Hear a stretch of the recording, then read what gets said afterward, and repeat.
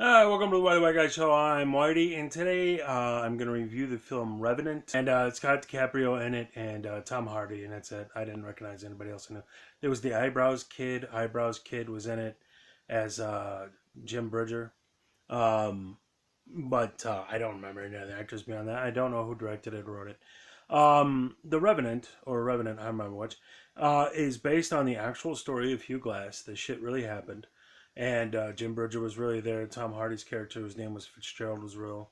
And the whole expedition was real. So the film begins. Well, let me take a step back. So the film is going to introduce Hugh Glass, played by DiCaprio. You find out through like flashbacks and shit. He has a wife that died, who's Pawnee. That was real. And then they introduce his son, whose name is Hawk, who's half Pawnee, half DiCaprio.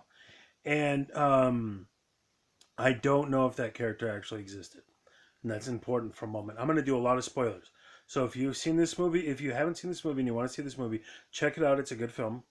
Revenant or the Revenant. But I got some qualms with it, but I have to spoil for you to understand where I'm coming from. But it's historically based, so it's not a huge spoiler either. And from the trailer, you can guess quite a bit of what goes on. So Hugh Glass in real life was on this expedition, and a grizzly bear mauled the living shit out of him. And he was with a bunch of other frontiersmen. They were fur trappers. They were trapping beaver furs, which was really popular, very financially viable at the time. And he was wandering the woods or some such, and happened across a grizzly bear and her two cubs. Bad place to be. He got the shit mauled out of him. At the same time, some Native Americans, also known as Arikawa, had just I've seen different numbers killed, like 17 of their number. In the movie, it's 32, and they're in bad shape as a result of this. He's not dead, but he's knocking on heaven's door, and they have to shoot the bear to finish it off in real life, and then shot the cubs to kill them. And then between the shooting and his screaming and everything and yelling and gargling, the whole party was concerned that that would alert the to their position. They tried for a couple days to put him on a stretcher and get him out of there, but they're knee deep in the Rocky Mountains, and that shit just ain't happening. Plus, he was the guide who knew the way.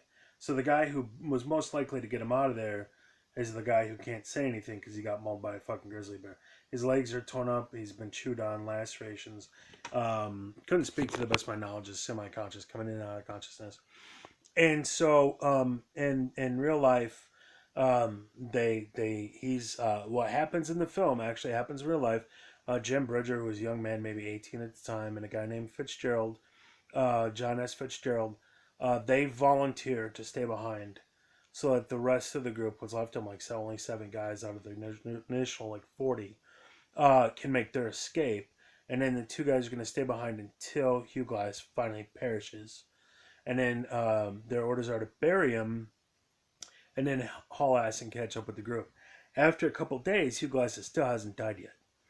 And so Fitzgerald is getting antsy going, these Rhea are all over us, and we're going to. With every moment, their likelihood of escape and survival diminishes. He finally says, fuck it, let's just leave him here. He's going to die anyway, which is pretty damn understandable. And then he convinces Jim Bridger, even though Jim Bridger doesn't want to do it, all again in real life. And then they finally leave, but they take his rifle and his powder and everything and all his supplies because they're sworn they've sworn that they will bury him, and it's like if they just leave, why would they leave that behind if he was dead when it's so precious necessity? So this really fucks over Hugh Glass in the off-shot event that he lives, and they take off. Hugh Glass isn't buried. He's not dead. He doesn't die. And eventually he crawls his way back anywhere. I've differing numbers, a long ass way, at the help of various Native Americans in various circumstances. The film documents this. The one thing from what I can see, though, that the film puts in there that isn't real, and this is what. So all the stuff that actually happened from the opening sequence. There's a big shootout between these fur trappers and the Iroquois, and it's brilliantly done. The cameras, and I love it because the camera doesn't settle on any one character. You don't see what you always see in films is you see a battle or something from a character standpoint of view or the good guy's point of view. I love this opening sequence, fight sequence because it's not biased.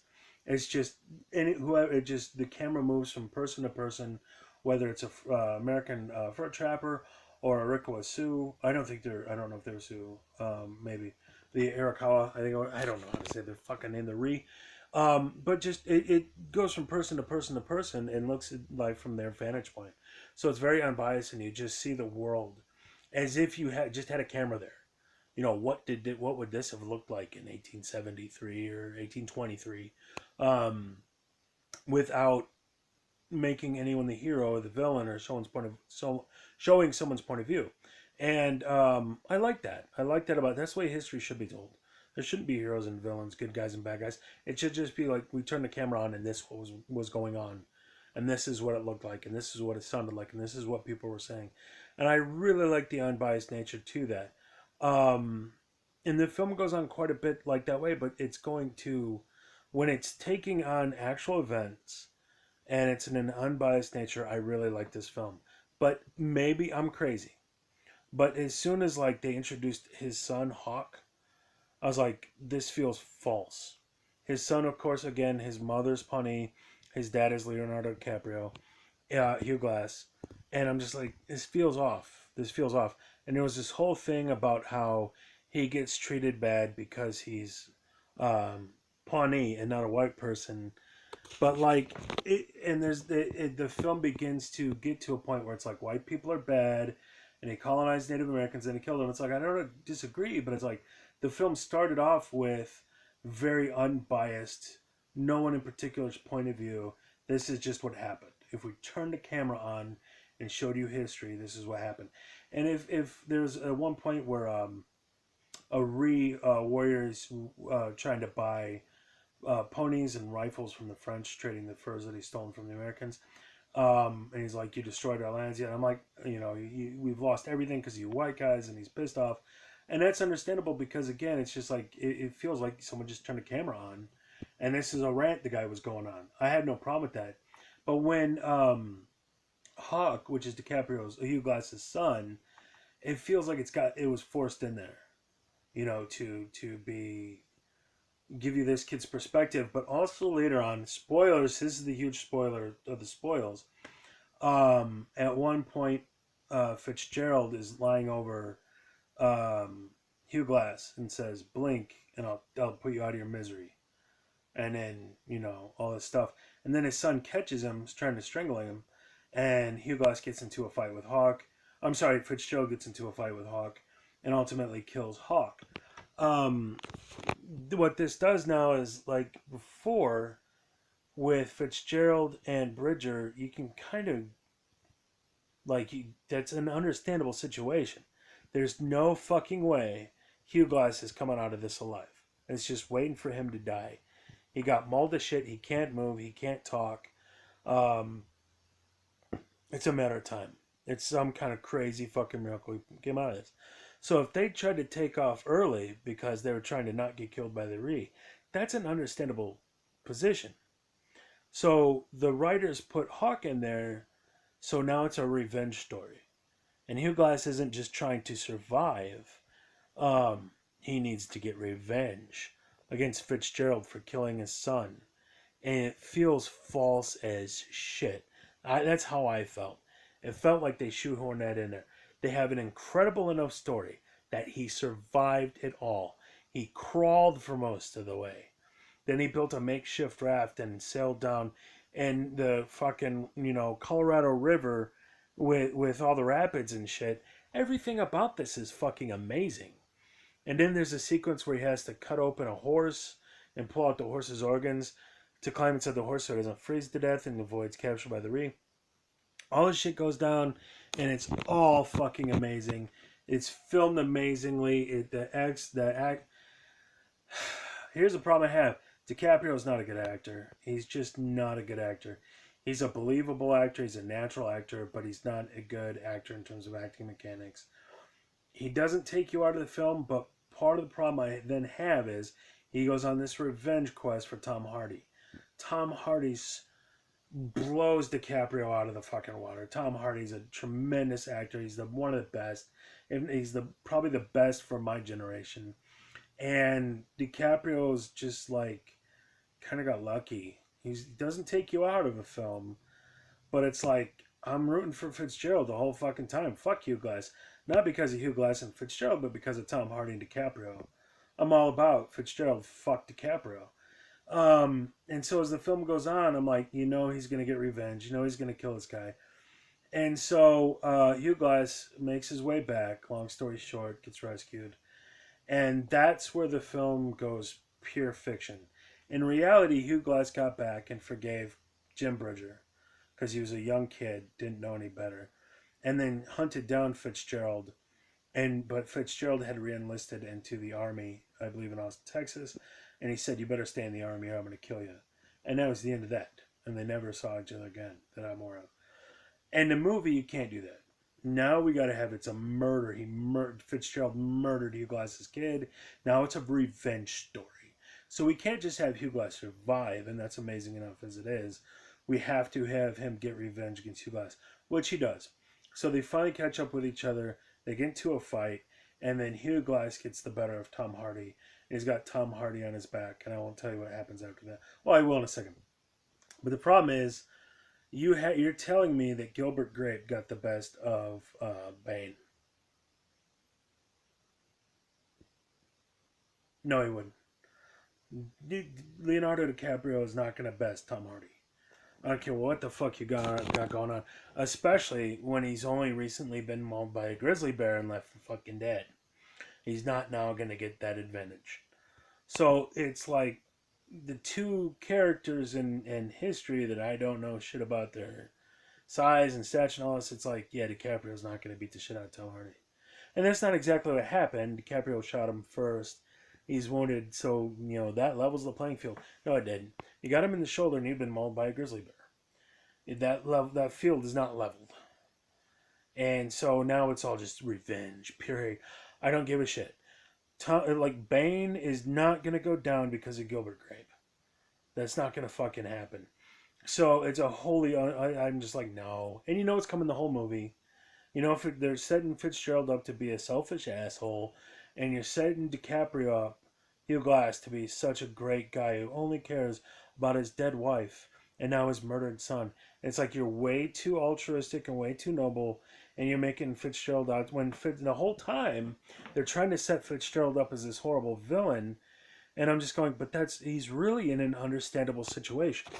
There's no fucking way that Hugh Glass should have come out of this alive. If I was standing there, I'd be like, he's fucked, and I'll pop and taking him out of his misery. Everything that Fitzgerald is saying and doing that is setting him up to be the villain is perfectly fucking reasonable, and I don't feel his villainy.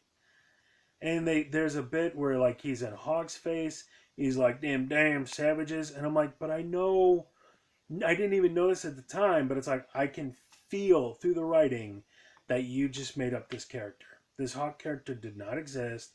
It's shoehorned in there to make Fitzgerald out to be the villain because he's racist towards the Native Americans, and then to make DiCaprio more altruistic. So you have your very simplistic good guy, bad guy. And what could have been a tremendous film is turned into, when they aren't trying to come up with a political message, and when they aren't trying to shoehorn this shit into reality, when it's the shit that actually happened, it's tremendous. When it's this fabricated nonsense, where they had to make it so beat you over the head with who the good guy is and who the bad guy is, it's shit. It's pure shit. It ruined the film. There's scenes in this I love. The film as a whole can fuck itself. And so at the very end, there was the same setup earlier about how revenge is not for man, it's for God. And DiCaprio looks up, and the same warriors that you've been following the whole time are standing there. And DiCaprio throws Tom Hardy into the river. He floats down the river a bit, and then the Reed come and grab him, pull him out of the river, and either stab him and then I guess scalp him. It wasn't too terribly clear. from what I saw, but he had been partially scalped before, so it's like they finally got all this stuff. And I was just like, that is so forced. It is all so incredibly forced. This whole narrative about this is a story about a man fighting to survive, defeating the elements. And if you want to show people what was going on at the time and talk about how the Native Americans were losing their land, that's fine. But when it becomes like this whole the white man is so evil, Native Americans are so altruistic, when it's like everybody when this movie begins, you have the Reed Native American tribe, ultimately other Native American tribes and individual Native Americans come into the fray, and they've been fighting wars and they've been killing each other left and right. Then you have American fur trappers, and then you have the French, and you have these grizzly bears, and it feels like everybody's just out to kill everybody, and everybody's got to duck and dodge everybody to survive. It's just a giant fucking gore fest of everyone killing everybody. So when everybody's an asshole and just trying to, or everybody's just trying for survival, and you look at their positions as understandable positions. These are American fur trappers just trying to make a living to feed their families. These are French fur trappers just trying to make a living to feed their families. These are Native American tribes who see this invasion and they're defending themselves. And you can see it as both, I kind of understand your position, and I could see how white people are wrong for invading somebody's land. But I also could see how, the Ree were killing other tribes. And in the beginning of the film, they're kicking everybody's ass. They're cutting everybody down to pieces, and they slaughter in the film they kill like 35, 36, and damn near killed Hugh Glass, but 30 some odd people are getting arrows through the neck, and they're getting shot, and they're getting clubbed, and all this stuff. And then the French, only one guy survives an attack on the French. Again, spoilers. So when it's like it's a free for all, everybody is understandable, but everybody's got some wrong in them too, and it's like nobody's the hero, nobody's the villain. This is just who they were. This is their vantage point. This is their perspective. It's a great film. When it shoehorns in this murder story, and now it's about revenge, it's shit. It's pure shit. This is a delicious meal, and somebody came in and just plopped right down, took a shit right on top of your salad, and now you're like, do I want to eat this? So much of this is amazing. Still go check it out. But if you're an intellectual person who thinks logically, it's like, why'd you shit in the salad, dude? This was a survival story, man versus nature, and you had to make it a story of white people are evil and Native American. When it's just like, and again, you can tell that story. You can tell a story. For me, I don't care what the fuck your story is if it's told well and it feels genuine and it feels right. But it feels like they forced it in there where it didn't belong. And it just ruined it for me. It ruined it bad. Great performance by Tom Hardy. DiCaprio sucks. He's really good in some roles, but when he has to... He doesn't understand... He never learned acting mechanics. Tom Hardy did. And so there's things like depth, pitch, resonant, articulators, all this stuff. He never learned. And so when he does another role, it's just DiCaprio trying to sound like somebody else. Whereas Tom Hardy uses depth and pitch and resonance to change his persona and his articulators. He becomes that person, and he's a whole other individual. Whereas DiCaprio, it's just DiCaprio doing somebody else. They needed a better actor in here. He didn't do a horrible job by any means, and there's a lot of film that you watch and you follow along, and it's great. But they needed a better actor to be convincing as Hugh Glass. To match up with Tom Hardy, and he did. Tom Hardy blew him out of the water. Tom Hardy makes this film more likable. The Eyebrows kid does a good job, who plays Jim Bridger. I don't know his name. I'm not going to look him up. A lot of the acting was really good, but DiCaprio is vanilla. And then you have this shoehorned in murder story to set up a dynamic of revenge for Native Americans. All shit. And I'm like, it's just out of place. It's out of place. And that's it. I'd be repetitive if I kept going. So, Revenant, overall, do watch it. There's enough there to go watch this film for. But just be ready to be like, who farted and ruined this piece of shit? So, that's it. Whitey White Guy Show. I'm Marty, and good journey. I'm hitting the button. I'm hitting the button now. God